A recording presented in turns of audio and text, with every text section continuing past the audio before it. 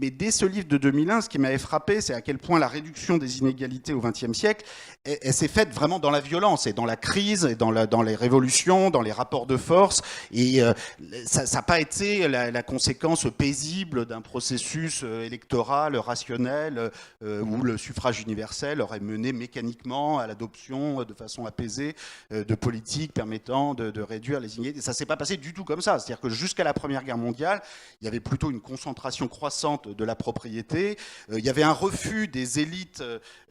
notamment en France, des élites de la Troisième République, à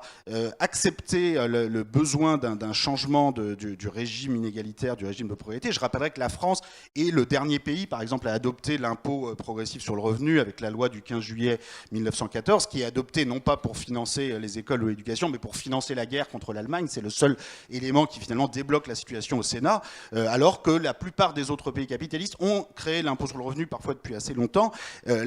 Ce conservatisme français, qui souvent d'ailleurs se nourrit encore aujourd'hui, et se nourrissait à l'époque d'un discours grandiloquent sur la Révolution française qui aurait rendu le pays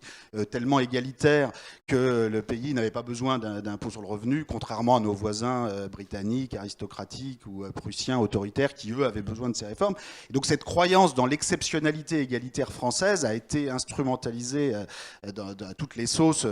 par les élites de la Troisième République pour refuser des réformes fiscales, sociales qui finalement vont être imposées par les crises et qui vont être acceptées à la suite de ces crises, qui vont permettre une certaine réduction des inégalités. La société qui est de type social-démocrate qui se met en place dans l'après-guerre en France avec la sécurité sociale en 1945 est le produit de ces crises, de ces rapports de force. Et depuis les années